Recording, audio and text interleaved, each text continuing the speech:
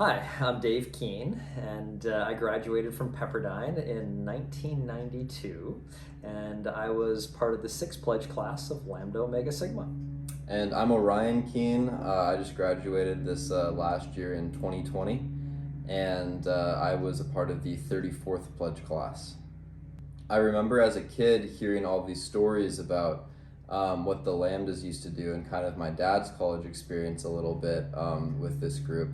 And I was very, very pleasantly surprised to find out that most of the same traditions are still being held today. For the most part, Lambda is very much PsiU and PsiU is very much Lambda. That was something that was very cool to come into and learn about all this history between our organization. Because it brought back a lot of memories, some of the things that I used to do, and I thought, wow, how cool is that they're sharing some of the same traditions. Because I do have to confess, when I found out that fraternities were no longer going to be local and they were going to become national, I was a little disappointed. I think along with a lot of my fraternity brothers, I think they felt the same way. But to hear that they've carried on with so many of the same traditions, but most importantly, it's still a service fraternity. As a matter of fact, I actually think they do more service work now than we even did. So they've really just built on top of it, which is really cool. And then when they got their chapter pins,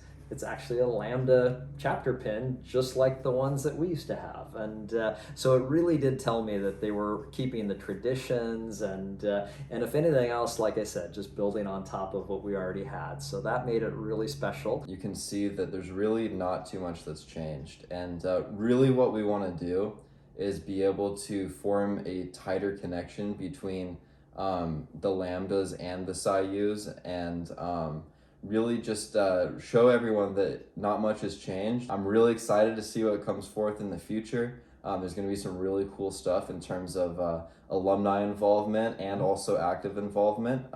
So yeah, just watch out for that stuff.